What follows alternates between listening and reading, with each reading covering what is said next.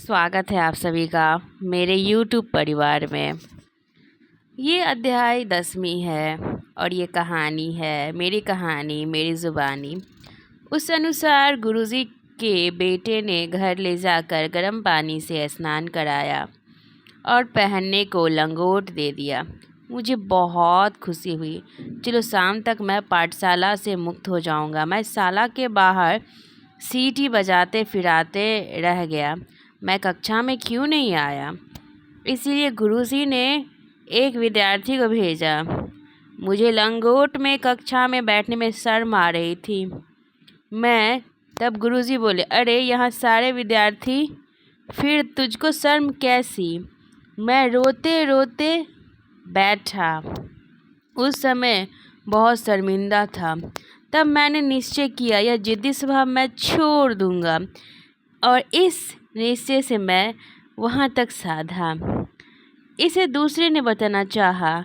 मेरा उपनाम अम्बेडकर नहीं था और यहाँ पे कहा गया है हमारा सब सही उपनाम अम्बावडेकर है।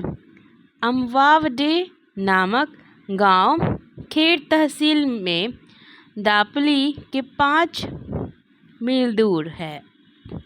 इसी कारण हमें लोग अम्बावडेकर, जिसको हम कहते हैं, अभी देखिए अम्बावडेकर और Ambedkar, this is quite different. Okay, अब ये कहानी कहता है अम्बावडेकर नाम कैसे हुआ। इसका इतिहास बहुत अच्छा है। मुझे अम्बेडकर नाम के ब्राह्मण शिक्षक थे। वे हमें अधिक नहीं पढ़ाते थे, परंतु उनका मुझे बहुत अच्छे लगते थे वो मुझे, और मुझ पे वो बहुत स्नेह लुटाते थे। मध्यांतर अवकाश में भोजन करने के लिए मुझे दूर अपने घर जाना पड़ता था। यह गुरुजी को पसंद नहीं था, परंतु वो इतना ही समय मौज मस्ती करने को मिलता था। इस समय घर जाना बहुत अच्छा लगता था, परंतु गुरुजी को एक युक्ति सूझी। वे अपने साथ रोटी सब्जी लेके आते और अवकाश के दौरान मुझे बुलाते और अपने साथ भोजन करवाते। मुझे स्पर्श न हो इसके लिए वे ऊपर से ही मेरे हाथ पर रोटी सब्जी डालते थे और मुझे बताने में गर्व महसूस होता था कि प्रेम से दी गई रोटी सब्जी का स्वाद कुछ अलग ही होता है।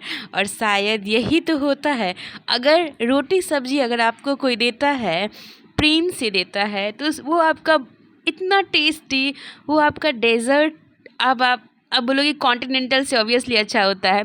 और कोई देता है आपको रोटी सब्जी डांट डपट के देता है, तो उसका तो रोटी सब्जी भी एक आपको ऐसे लगता है क्या खा रहे, जीने के लिए तो कुछ खाना ही होता है।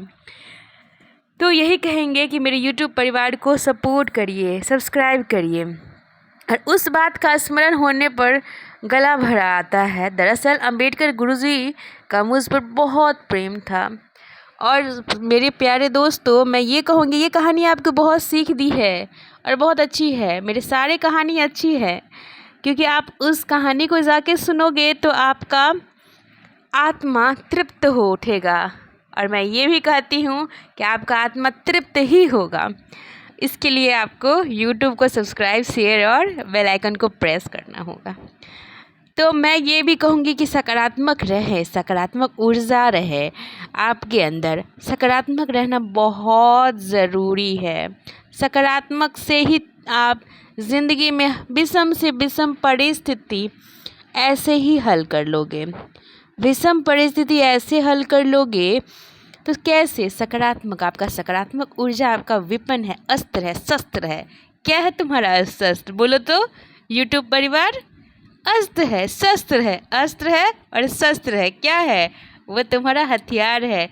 ज़िंदगी की सारी कठिनाइयों से लड़ने के लिए तुमको सकारात्मक ही बनना पड़ेगा, और ऐसे ही ज़िंदगी चली जाएगी और मुसीबत तो कब का पीछे छोड़ देगी पता ही नहीं चलेगा। तो सब्सक्राइब करें, शेयर करें और बेल आइकन को प्रेस करें, जिससे कि आने वाली सारे वीडियोस की नोटिफिकेशन मिलते रहें। धन्यवाद मेरे प्यारे YouTube परिवार। Thank you.